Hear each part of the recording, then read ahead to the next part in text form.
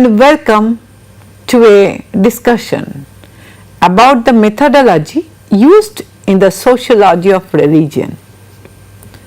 In spite of little elucidation on this topic in general, some excellent studies pursuing qualitative and quantitative standards have been greatly beneficial in contributing to the methodology used in the sociology of religion.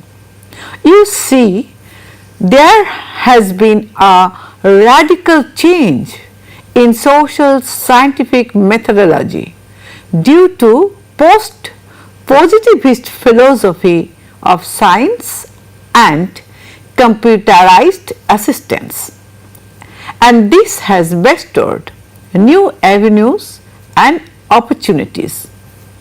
Let me come to the very basic definition of methods. Well, the very concept of methods, as you all must keep in mind, implies practical research techniques for the selection, collection and analysis of information. These methods must be realistic in illuminating the problem raised in a project as well as be germane to its theoretical framework. Thus, it must be clear for you all that methods serve as the basis for bridging the gap between theories and their empirical basis. A specific range of methods become adjunct for a specific research problem. For example, the phenomenological theories of Berger and Luckmann direct at the reconstruction of people's world views from written sources, field observations or in-depth interviews. Like the rational choice theory aims at methods procured from market research, the post-structuralist theory of Giddens is closely linked to his methodology and therefore to his idea of double hermeneutics. Thus, different research methods have been put forward as a variety of theorists have focused upon their respective research problems. Methodology thus encompasses the questions which reach beyond the objective of a specific project. It highlights how appropriate research designs and research findings actually are from the perspective of philosophy of science. And if I come to the sociology of religion in particular, I can say that it presents a range of problems complex in nature which necessitate on the amalgamation of several types of information which are to be acquired by different methods.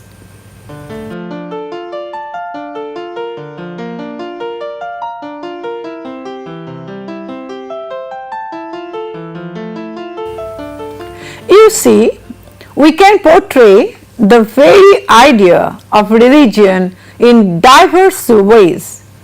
Religion can be characterized as a worldview, an ideology, an organization, an attitude, a set of values as modes and motivations, or as an ethical disposition. A specific methodological approach is reflected by each of these functional definitions. By relying on social scientific methods, the sociology of religion has finally come to terms with what might constitute religion when used by researchers. Any project in this regard depends upon the tunneling of its focus and extent. As a result, both nominal as well as operational definitions are necessary. The theoretical framework would be provided by the nominal definition, whereas the operational definition would assist in empirical grounding. In the event of an empirical investigation, the nominal definition is accompanied by an operational one. The task of procuring and organizing all the findings makes the study of religion quite exacting. Hence, the advancement of this field in general is dependent upon how effective is the merger of information procured from various studies that have utilized diverse methods.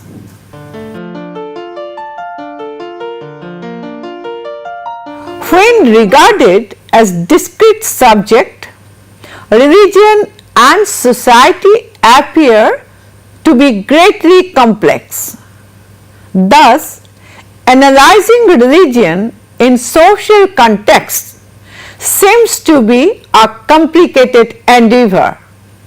Societies tend to become intricate when denoted by polytheism, syncretism, eclecticism or bricolage. On the other hand, the major characteristics of religion can portray its complexity. The framework proposed by Roderick Ninian Smart, a champion in the area of secular religious studies, is multifaceted and incorporates a ritual or practical angle to it, a doctrinal or philosophical one, a mythic or narrative one, an experiential or emotional one, an ethical or legal one, an organizational or social one, a material or artistic one, and finally the political and economic dimensions of religion.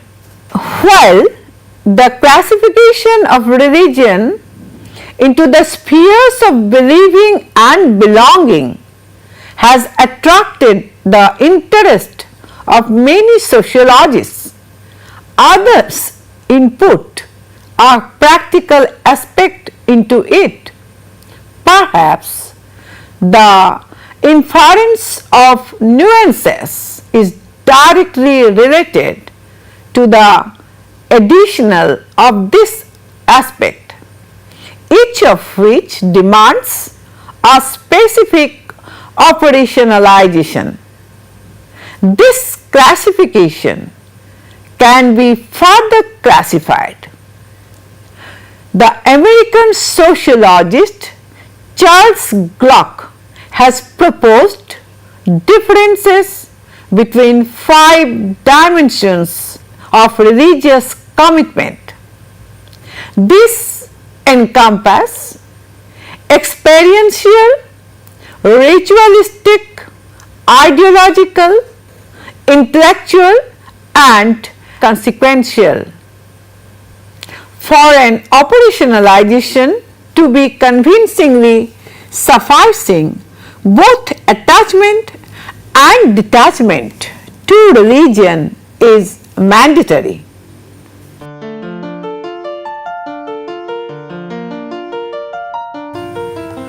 While making quantitative analysis, social attributes are observed as variables which are subject to a uniform measurement and assigned numbers.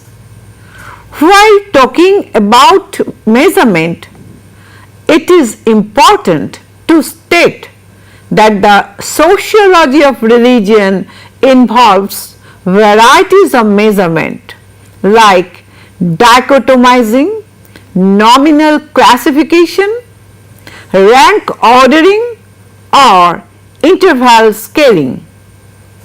The appropriateness of a particular model must also be kept in mind.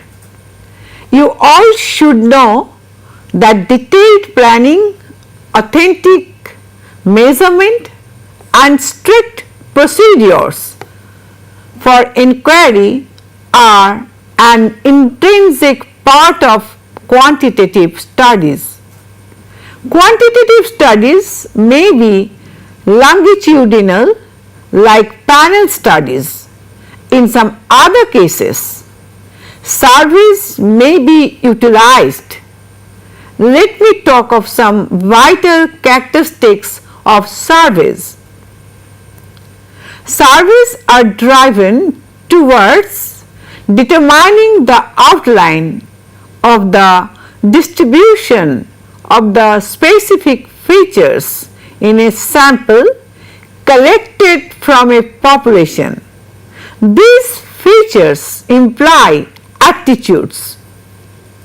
Surveys are based on studying items which are subjected to pilot tests to gauge their feasibility, time, cost, adverse events and statistical variability in order to make predictions about the appropriate sample size and improve the study design before conducting a full-scale research project. In case of structured interviews, 2 lines of scales are utilized. The Gottman scale, which comprises questions having bifold answers like yes or no. The response returned can be comprehended by means of a single index on that scale, and in such the responses are ranked in an order. Thus, a respondent who agrees with a certain item also agrees with the lower ranked ordered items. This is in contrast with those projects which use a Likert scale or a Thurston scale. The method of factor analysis is often used to locate that set of items which can be incorporated into a single measure. Factor analysis is a statistical method that tests whether a set of items are closely correlated in a way that the correlation can be accredited to a common background factor. In the case where the factors are interdependent, a rotation can be used to trace which of the items can be attributed to each factor. Lastly, the last of the characteristics of surveys I would like to discuss about is that surveys are dependent upon cross-sectional information. Thus, the causal hypotheses are tested by conditional covariations. The identification of reliable and stable patterns of covariation between characteristics in order to find out the causal relations is the crux of quantitative studies. To avoid any false correlation or Simpson's paradox, all relevant variables must be incorporated. Only when this has been done that a graphic correlation model like diagram then comes up with causal chains among rank ordered data. Two important studies will help you to understand quantitative surveys better. Those conducted by Gerhard Emanuel Lenski and Professor David D. Vowes. Gerhard Lenski was a distinguished American sociologist renowned for his work on the sociology of religion. His is a classic example of a quantitative survey conducted in 1961 in analyzing the impact of religion upon different aspects of human social life. He recognized religion as having two dimensions: doctrinal orthodoxy and devotional orthodoxy, whereas the social context was determined by economy, politics and family.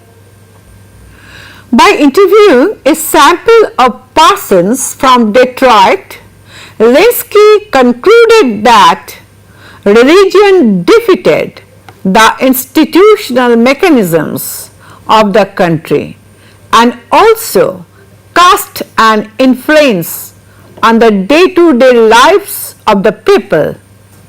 Professor David D. Vowes, an emeritus Australian professor, is renowned for his prowess in the area of survey research methods and research designs in the social sciences and family sociology. The publication of his book Surveys in Social Research in the year 1961 portrays the standard method for operationalizing religion, in addition to highlighting dimensions. However, a number of criticisms have been launched since Vowes ignores measurement errors.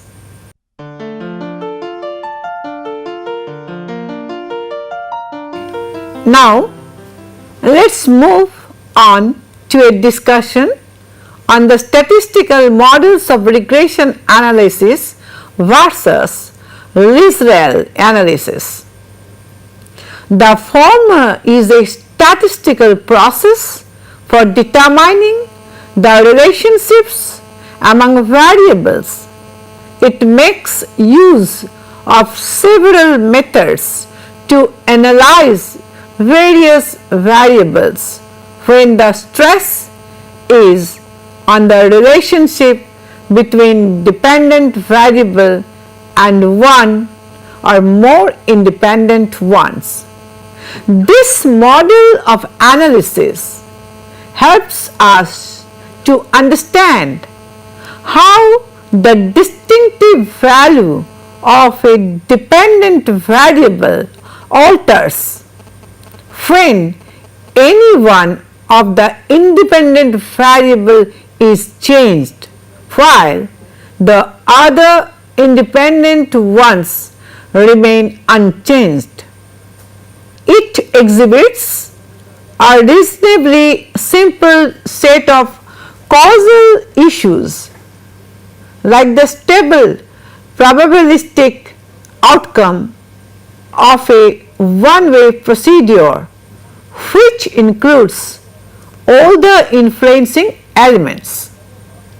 In this kind of analysis, often dummy variables are made use of to classify data into mutually exclusive categories or to allow for dichotomous independent variables. Lisrel analysis demonstrates a comparatively distinct approach by taking into consideration the covariations between the factors. Carl Joeskirk, a former scientist at the Educational Testing Service in Princeton, New Jersey, and later a professor at Uppsala University, Sweden, along with a fellow professor, Doug Sarbaum, developed this form of analysis. Lisrel models are much closer to theoretical expositions as it allows for feedback mechanisms as well as measurements errors. A point that should be noted here is that the statistical models have come much closer to the theoretical premises of sociology of religion, but the outcomes derived were still quite problematic to analyze. For example, the number of variables used in certain regression analysis may often be too wide-ranging, and therefore to make the analysis feasible, the number has to be reduced. Also, the statistical models are too futuristic, and hence the researcher as well as the readers might as well face certain confusions.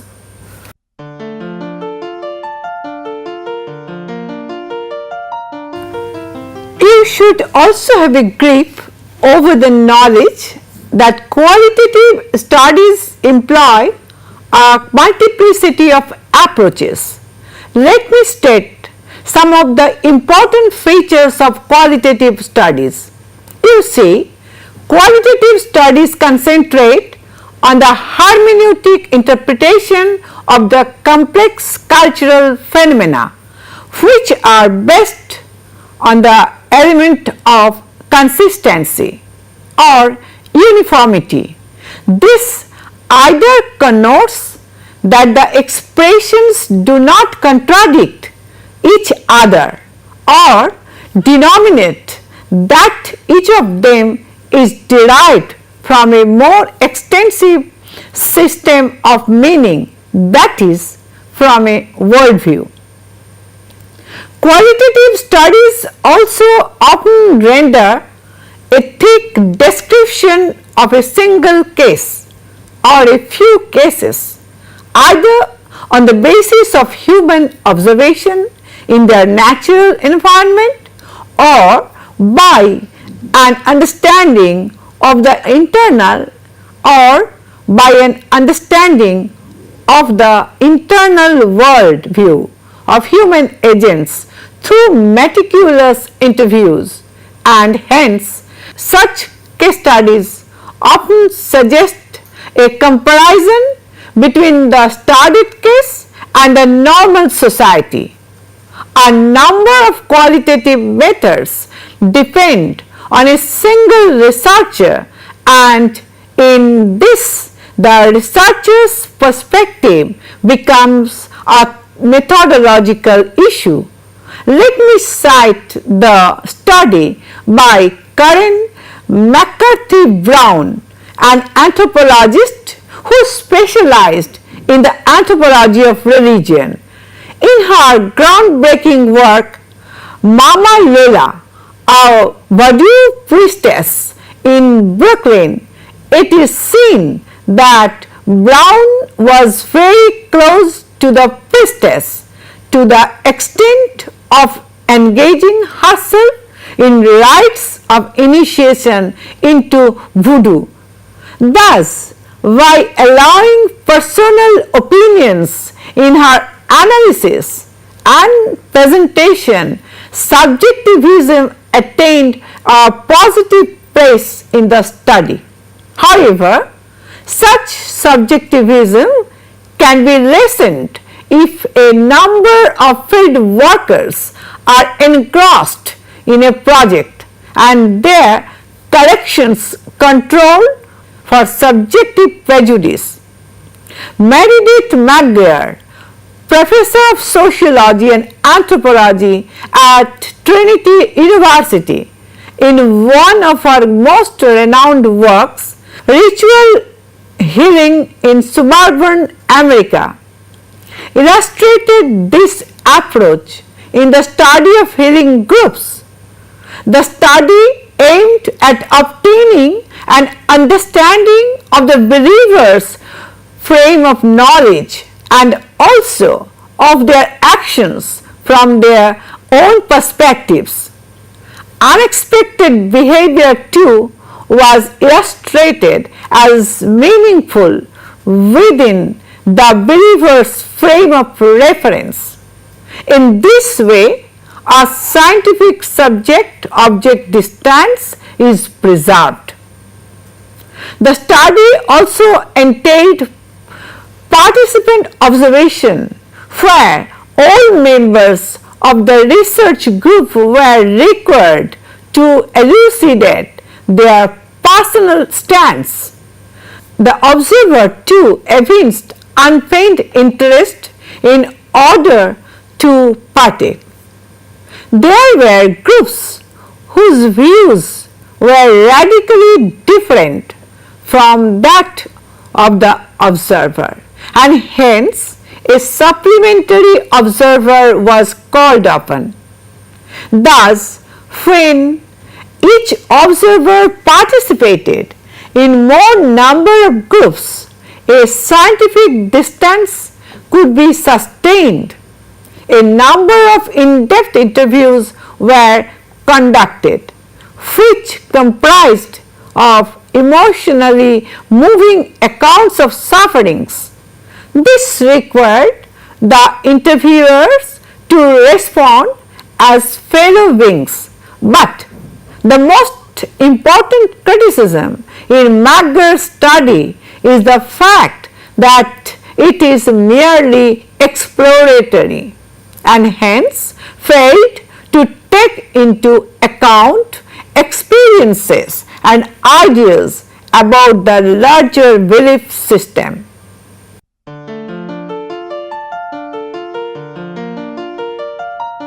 In order to avoid subjectivism in qualitative studies, a methodical and well-documented analysis is mandatory. There are different ways of analyzing qualitative data. Also, the identical set of data can be analyzed in several ways. Like the classical method, the modern method, the correspondence analysis method, and the qualitative comparative analysis. Let me discuss each of them one by one. First is the classical method. The classical method of analyzing of qualitative information includes writing reports, deleting impertinent passages, classifying passages into broad categories, arranging them into main categories, and relating these categories to each other in a rational and theoretical presentation. Such example is Grasser and Strauss's grounded theory method. This method exemplifies a qualitative methodology that directs itself to be flexible on the one hand and rigorous on the other. Instead of beginning with a hypothesis, this method is the collection of data through diverse methods accompanied by a coding of the empirical evidence, first as thematic coding and second as coding of associating themes and the relations between them. Second is the modern method. Well, inspired from the grounded theory method, a set of computer assisted tools has been promoted in those cases where the material is too extensive. By utilizing such tools, the researcher is able to ascertain the relevant passages in a document and then ascribe the passages having the same meaning with a code. But it must be kept in mind that if the coding is too mechanistic, the text might lose its contextual meaning.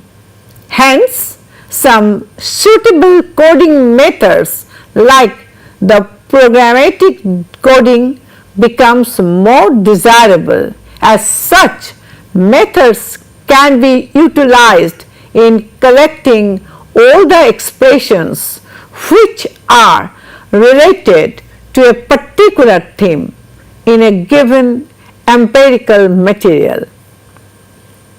However, it is principally the task of the analyst to formulate the interpretation. Next is the correspondence analysis method. The correspondence analysis method is usually utilized when a huge set of qualitative cases are to be examined.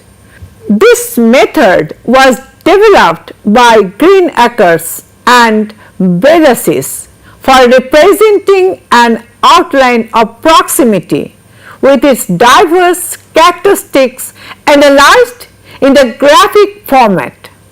The study basically directs at locating the patterns of correspondence between the rows and the columns. One such example is the relation between religious membership, that would be the row criteria, and employment, that would be the column criteria. However, it fails to point out why the criteria are associated.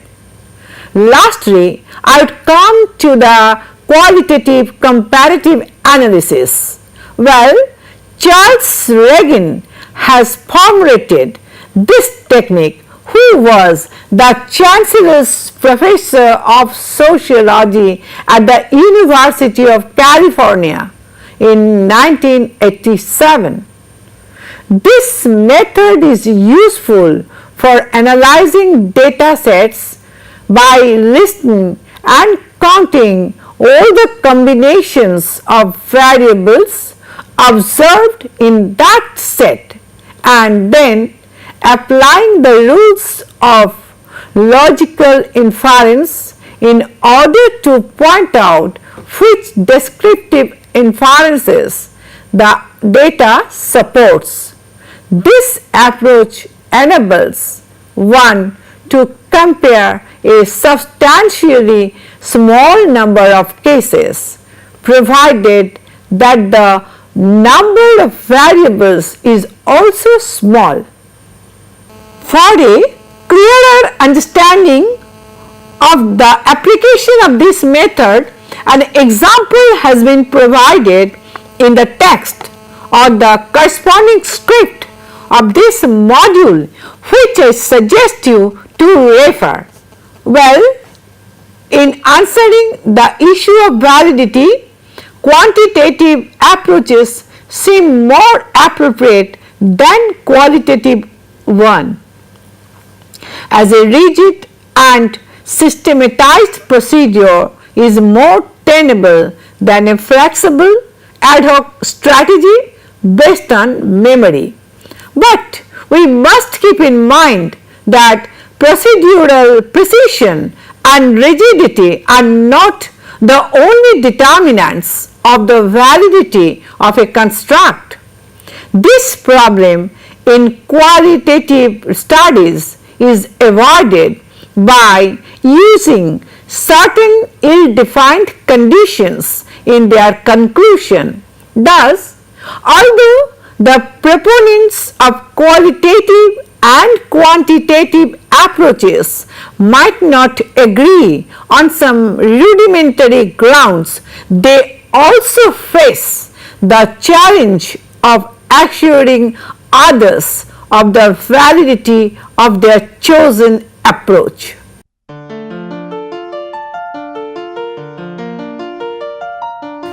Now, I move on to discuss the problem with measurement in these approaches. Quantitative studies face a basic problem regarding suitability of measurement.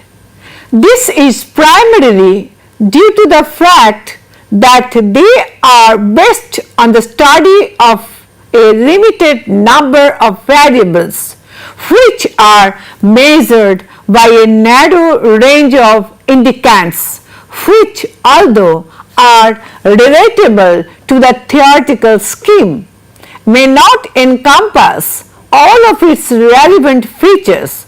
However, cross-reference to qualitative studies is one way of attaining accuracy in measurement, as it involves a wide range of indicants. Another problem that is faced by quantitative studies deals with causal explanation based on the covariation model.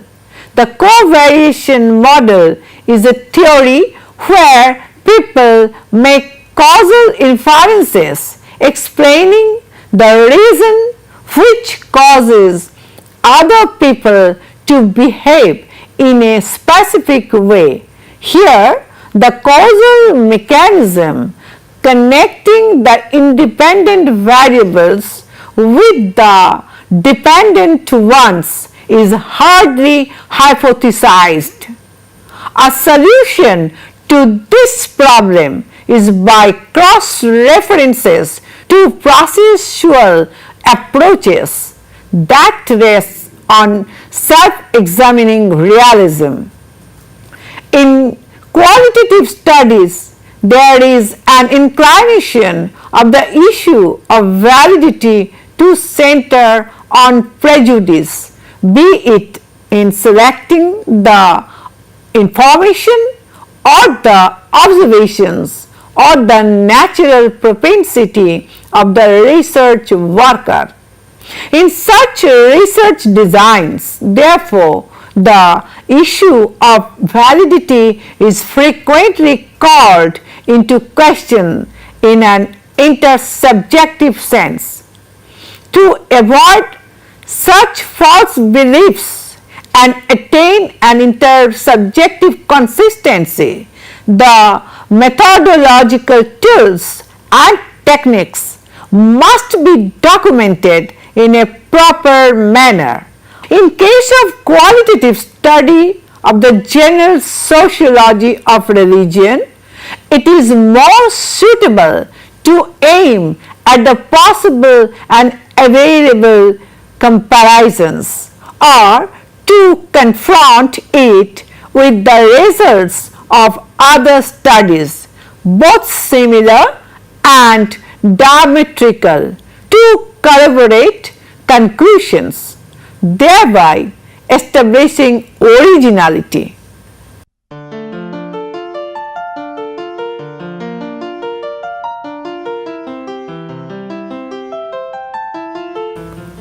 Let me now move on to a discussion on the methodological ideas of the great classical thinkers Max Weber and Emile Durkheim.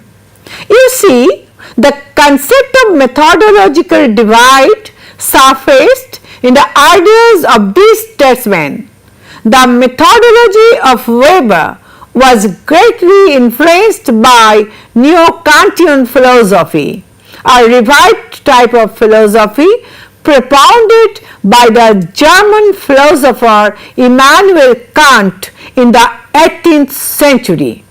Weber preached a methodology oriented towards the understanding of social acts, and with the help of that, describing their results and consequences. He viewed sociology as an extension of history, based on investigations on ideal type of social actors. In spite of these principles, Weber did not eschew the usage of statistical data in his most renowned religious work on the Protestant ethic. Durkheim's methodology was inspired by positivism, the study of social facts as things characterized by certain common and external qualities was urged by him. Durkheim's study on religion of the Australian Aboriginal Aruntas was an ethnographic presentation, unlike Weber's, who supported his work on statistical grounds. The British philosopher and political economist John Stuart Mill widely proposed the need for cross-cultural comparisons. Mill's methodological ideas hugely inspired Weber and Durkheim. To this date, comparative studies greatly shape sociology of religion, though standardized comparisons are not so prevailing in sociological studies of religion. Therefore, we can say that a major challenge in methodology is to devise systematized comparisons which can accentuate both the similarities and the dissimilarities, as well as identify the explanations. Since a comparison is based on forming a speculative standard which to some extent modifies the perspectives of the group studied, bringing any religious group into a comparative system indicates going beyond its own description and understanding.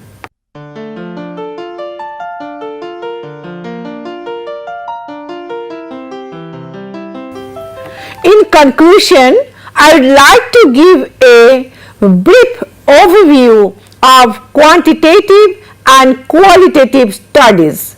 Of course, I would like to consider certain premises in this regard. First is causality.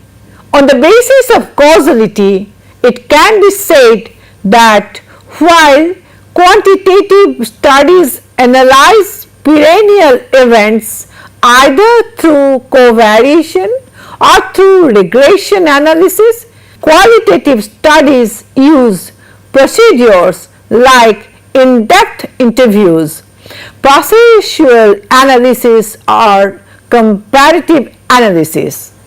Thus, both the methods make use of different aspects of the complex of causal analysis, though neither of them may totally encompass itself.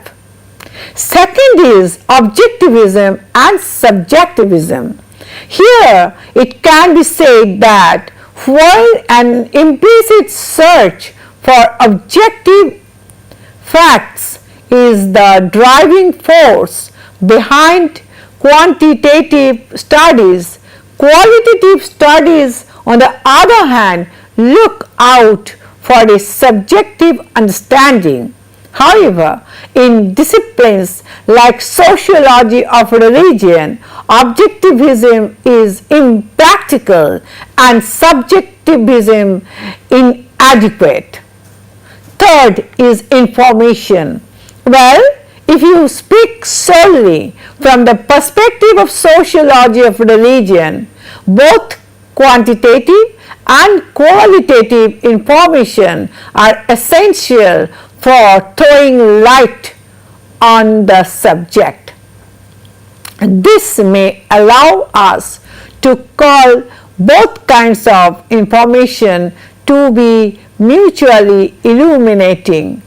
For example, in order to study church commitment, one must know the rules for membership, the rates of membership, and the reasons for being members. This isn't feasible if only one of these methods is applied.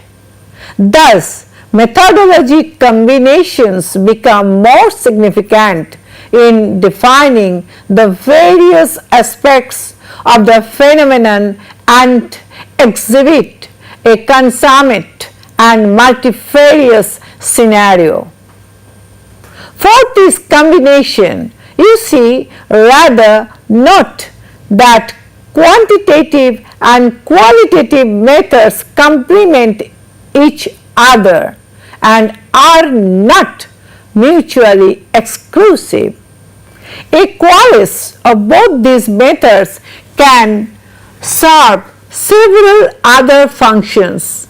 It provides additional information, eases the checking of validity of each of the methods, and finally specifies the extent of the generalized conclusion. While on one hand, quantitative studies aim at representation of the population using a few standard measurements. On the other hand, qualitative ones try to include every perspective by obtaining information from a few cases. In the former, a problem often emerges regarding the extension of the scope of measurements, while in the latter, the problem lies in generalizing the findings from cases previously investigated. By blending both the methods, it becomes feasible to devise more specific and distinct conclusions regarding representation and thematic scope. Irene Barker, a professor of sociology and an emeritus member of the London School of Economics, in her famous work, The Making of a Muni, exposited the study in the sociology of religion based on a calculated blending of methods. The book depicts the religious conversion process to the unification church whose members are sometimes informally referred to as Munis.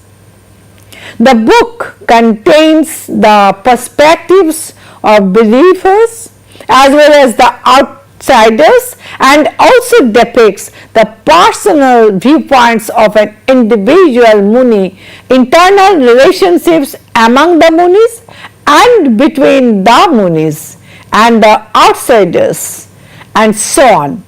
For this purpose, a combination of different methods was necessary. Firstly, an initial participant observation was carried on to make the research worker ready to go through intensive sessions of interviews. Secondly, before beginning, the pilot test hypotheses were formulated based on primary analysis, which were then operationalized into questionnaires. These questionnaires were then given out and the answers to these were either pre-coded or post-coded by the helping hands. These answers were then compared with answers to similar or related questions by either groups. Significant comparisons were also made with those respondents who had entry to the sort of social context from which Munis might be enlisted. It is therefore evident that Barker's analysis was dependent on a miscellaneous set of information fetched out from a wide range of sources. Such studies involving methodological combinations have posed some challenges as well, but with an enhancement in the number of such combined approaches, the number of potential designs also increases. We must remember that a methodological diversity does not in any way suggest a paradigm crisis. It points at a sophisticated reflection on the methodological challenge, analyzing complicated religions in a transforming social context. With this, I come to an end of the discussion on sociology of religion, the methodological perspective. Thank you for attending the lecture. We will meet on some other discussion on some other topic.